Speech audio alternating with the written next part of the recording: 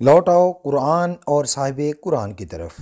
روزانہ درس قرآن جامع مسجد حضرت بابا فتح شاہ رحمۃ اللہ علیہ راج جنگ میں۔ آئیے سنتے ہیں علامہ صاحبزادہ طاہر منظور مرتضی کی زبانی۔ اعوذ باللہ من الشیطان الرجیم، بسم اللہ الرحمن الرحیم۔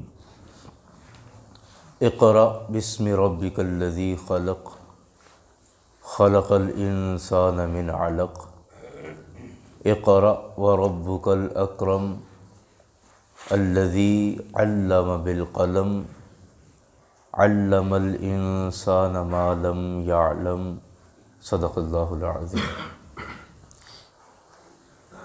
یاران گرامی، آج کے سبق میں ہم سورہ علق پڑھ رہے ہیں۔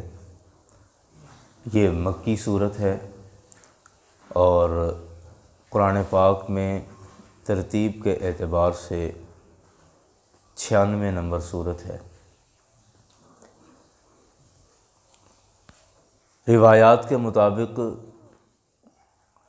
قرآن پاک کا آغاز، قرآن پاک کی ابتدا ان 5 آیتوں سے ہوئی جو آج ہم نے تلاوت کی ہیں، اور پوری صورت کا آج پڑھنا وہ پھر وقت زیادہ ہوگا، اور ہم اپنے وقت میں ان 5 آیتوں پر آج بات کریں گے۔ نبی مکرم صلی اللہ علیہ وسلم کی عمر مبارک جب 40 سال ہوئی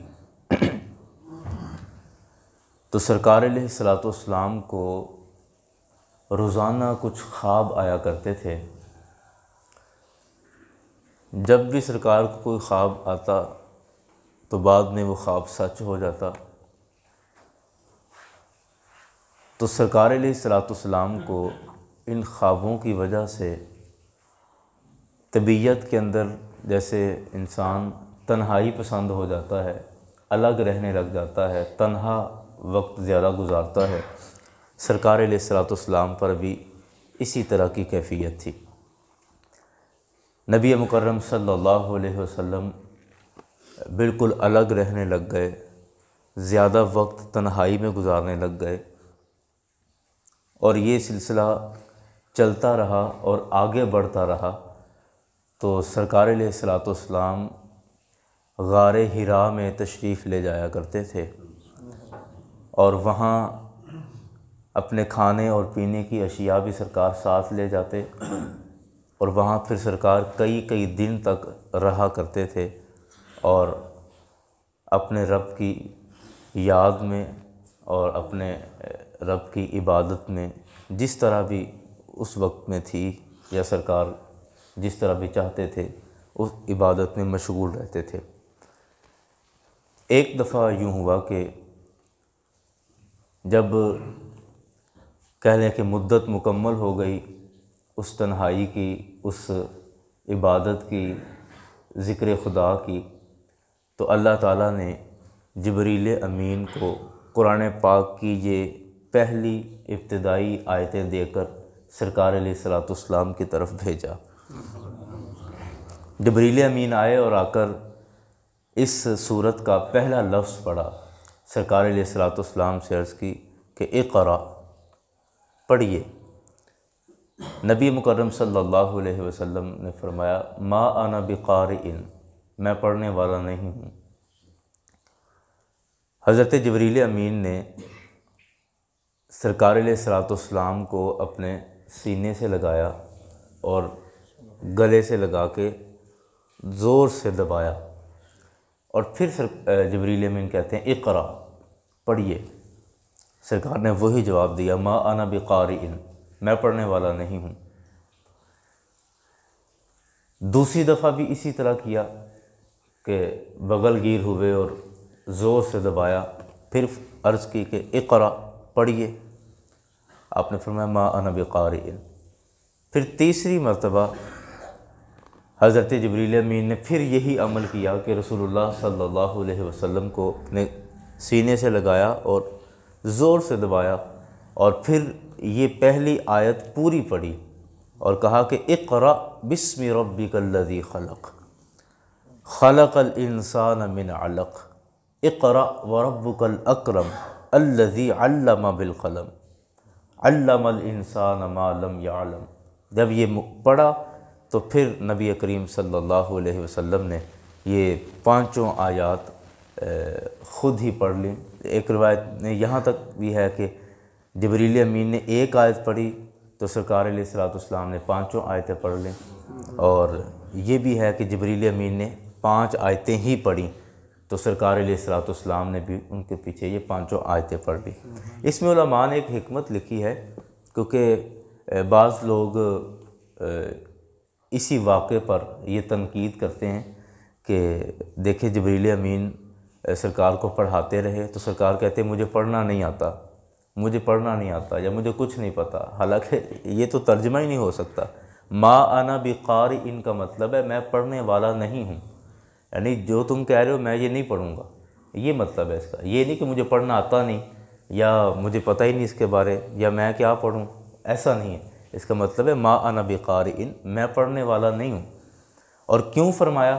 علماء نے اس کی ایک حکمت بیان فرمائی کہ جبریل امین صرف ایک لفظ پڑھ رہے تھے، اقرا، اقرا، اور جب حضرت جبریل امین نے پوری آیت پڑھی، اقرا بسم ربک الذی خلق، اپنے رب کے نام سے پڑھیے جس نے پیدا کیا ہے، تو پھر سرکار علیہ الصلوۃ والسلام نے پڑھا کہ ہاں اب بنتا ہے، پھر وہ سرکار علیہ الصلوۃ والسلام نے سارا پڑھا، خالی اقرا پہ پڑھیے تو اس پہ سرکار نے کچھ نہیں پڑھا۔ بہرکیف یہ وحی کی ابتدا تھی، سب سے پہلی وحی تھی جو نبی مکرم صلی اللہ علیہ وسلم پر نازل ہوئی۔ سرکار علیہ الصلوۃ والسلام اس وحی کے نازل ہونے کے بعد جب گھر واپس آئے تو ظاہری بات ہے، دیکھیں کہ کلام الہی کا ایک اپنا جلال ہے، ایک اپنا روب ہے، ایک ہیبت ہے اس کی۔ قرآن پاک میں خود فرمایا نا، لو انزلنا ھذا القرآن علی جبل لرأیتہ خاشعا متصدعا من خشیۃ اللہ، کہ اگر یہ قرآن ہم پہاڑوں پر نازل کرتے تو آپ دیکھتے کہ اللہ کے خوف اور ہیبت سے وہ پہاڑ ریزہ ریزہ ہو جاتے۔ اللہ اکبر۔ وہ کسی نے کہا کہ عشاق کا حصہ ہے امانت کا اٹھانا، افلاک سے یہ بھار اٹھائے نہیں جاتے، کہ یہ پہاڑوں سے یہ کلام الہی کا روب اور ہیبت برداشت نہیں ہوتی، یہ عشاق کا حصہ ہے۔ یعنی سرکار علیہ الصلوۃ والسلام کا عشق تھا رب سے، اور سرکار کے رب سے عشق کی وجہ سے یہ پورا قرآن پاک سرکار علیہ الصلوۃ والسلام نے اپنے سینہ اطہر پہ قبول کیا اور اس کو محفوظ کیا، تو اس کی ظاہری بات ایک ہیبت یقیناً تھی۔ سرکار علیہ الصلوۃ والسلام کے جسم پر ایک کپ کپی طاری تھی، اور سرکار جیسے ہی گھر آئے تو سیدہ خدیجہ الکبریٰ رضی اللہ عنہا آپ سے فرمانے لگے کہ زملونی زملونی، مجھے چادر پہناؤ، مجھے چادر اڑاؤ یا کمبل اڑاؤ مجھ پہ۔ تو حضرت خدیجہ نے ایسے کمبل یا چادر اڑا دی اور پوچھا کہ کیا معاملہ ہوا ہے۔ سرکار علیہ الصلوۃ والسلام نے فرمایا، یہ ساری وحی کی کیفیت پورا واقعہ سنایا، اور سرکار نے فرمایا کہ مجھے لگتا ہے کہ کہیں میرا کوئی نقصان نہ ہو جائے، کہیں کہ میں اس کو برداشت کر پاؤں گا یا اس کو محفوظ کر پاؤں گا کہ نہیں کر پاؤں گا۔ تو سرکار علیہ الصلوۃ والسلام کی یہ بات سن کر سیدہ خدیجہ الکبریٰ رضی اللہ عنہا فرماتی ہیں، عرض کرتی ہیں کہ آقا یہ پریشان ہونے والی بات نہیں ہے، یہ مبارک والی بات ہے کہ آپ کے رب نے آپ سے کلام کیا ہے اور آپ پر کلام بھیجا ہے، یہ مبارک والی بات ہے۔ اور فرمایا کہ آپ کا رب کبھی بھی آپ کو ضائع نہیں فرمائے گا، آپ کا رب کبھی بھی آپ کو ضائع نہیں فرمائے گا۔ اور کیوں نہیں فرمائے گا؟ 7 وجہ بیان فرمائیں۔ عرض کرتی ہیں کہ آقا آپ ہمیشہ صلہ رحمی کرتے ہیں۔ یہ ایک بیوی اپنے شوہر کی خصوصیات گنوا رہی ہے اور کہہ رہی ہے کہ آپ کو کبھی کچھ نہیں ہوگا، کیوں؟ کیونکہ آپ یہ کام کرتے ہیں۔ کون سے؟ پہلا عرض کرتی ہیں کہ آپ صلہ رحمی کرتے ہیں، یعنی رشتہ داروں کے ساتھ، برادری کے ساتھ آپ بنا کر رکھتے ہیں، توڑتے نہیں ہیں، جوڑتے ہیں، آپ صلہ رحمی کرتے ہیں۔ دوسرا عرض کرتی ہیں کہ آقا آپ مہمان نوازی کرتے ہیں، اور جب بھی کوئی مہمان آئے تو آپ منہ نہیں بسورتے بلکہ اچھی طرح سے اس کی خاطرداری کرتے ہیں، مہمان نوازی کرتے ہیں۔ آپ نادار اور غریبوں کے ساتھ معاونت فرماتے ہیں۔ چوتھا عرض کرتی ہیں کہ آقا آپ سچ بولتے ہیں، یہ چوتھی بات عرض کی کہ آپ سچ بولتے ہیں۔ پھر عرض کرتی ہیں کہ آقا آپ کبھی بھی یتیموں سے منہ نہیں موڑتے، آپ یتیموں کے سر پہ ہاتھ رکھتے ہیں۔ اس طرح یہ خصوصیات گنوا کے اور پھر عرض کرتے ہیں کہ آپ کا رب کبھی بھی آپ کو ضائع نہیں فرمائے گا، آپ تو سب کے ساتھ اتنا اچھا سلوک اور اتنا اچھا رویہ کر رہے ہیں تو آپ کے ساتھ کچھ نہیں ہو سکتا۔ بہرکیف اس کے بعد حضرت خدیجۃ الکبریٰ رضی اللہ عنہا اپنے چچا ورقہ بن نوفل کے پاس سرکار علیہ الصلوۃ والسلام کو لے گئی، کہتی کہ ہم اپنے چچا کے پاس جاتے ہیں۔ وہ چونکہ عیسائی مذہب کے بہت بڑے عالم فاضل تھے، عبرانی زبان، سریانی زبان اور عربی زبان، ان تمام زبانوں پہ ان کی بڑی مہارت تھی اور بڑے عالم فاضل آدمی تھے اس دور کے، لیکن بہت ضعیف ہو چکے تھے اور ان کی بینائی بھی ختم ہو چکی تھی۔ ورقہ بن نوفل، حضرت خدیجہ سرکار سے عرض کرتی ہیں کہ ہم چچا کے پاس جاتے ہیں، ان سے جا کے یہ ساری بات ڈسکس کرتے ہیں کہ جی اس طرح ہوا ہے تو آپ بتائیں یہ کیا ہے۔ لہٰذا یہ گئے اور سرکار علیہ الصلوۃ والسلام نے یہ وحی والا سارا واقعہ سنایا۔ تو اب ورقہ بن نوفل اس کے جذبات اور اس کی عقیدت اور محبت، تو وہ عرض کرتا ہے کہ اے محمد صلی اللہ علیہ وسلم، کاش کہ میں جوان ہوتا اور میری آنکھیں موجود ہوتیں، یعنی میری بینائی موجود ہوتی اور میں آپ کو اچھی طرح دیکھ پاتا، آپ کی میں اچھی طرح زیارت کر پاتا، اور میں جوان ہوتا اور وہ وقت بھی دیکھتا کہ جب اللہ تعالیٰ آپ کو نبوت کے حوالے سے یا نبوت عطا فرما کے جب آپ کو عروج عطا فرماتا اور مکے کے لوگ اور مدینے اور یعنی دور دور تک آپ کے غلام، آپ کے عقیدت مند، آپ کے امتی وہ دیوانہ وار آپ سے محبت کرتے اور میں وہ زمانہ دیکھ پاتا، لیکن افسوس کہ میں بوڑھا ہو چکا ہوں اور میں وہ وقت نہیں دیکھ پاؤں گا۔ اور آپ نے، ورقہ بن نوفل نے کہا کہ یہ جتنی علامتیں، جتنی چیزیں آپ نے کہی ہیں، یہ ساری کی ساری چیزیں انبیاء کے متعلق پہلے بیان ہوئی ہیں، پہلے نبیوں کے متعلق یہ معاملات ہوئے ہیں۔ اور وہ فرشتہ، چونکہ حضرت سرکار علیہ الصلوۃ والسلام نے اس فرشتے کا نام نہیں لیا کہ جبریل امین آئے تھے، اور ورقہ بن نوفل کہتے ہیں کہ یہ وہی فرشتہ ہے جو حضرت عیسیٰ علیہ السلام کے پاس بھی آیا تھا، حضرت موسیٰ علیہ السلام کے پاس بھی آیا تھا، اور یہ نبیوں کے سوا اور کسی کے پاس نہیں آتا۔ اور لیکن مجھے لگتا ہے کہ ایک وقت آئے گا کہ آپ کی قوم آپ کو مکے سے نکال دے گی، اور اگر میں اس وقت ہوتا تو میں ضرور آپ کی قوی مدد کرتا، لیکن آپ کی قوم آپ کو مکے سے نکال دے گی۔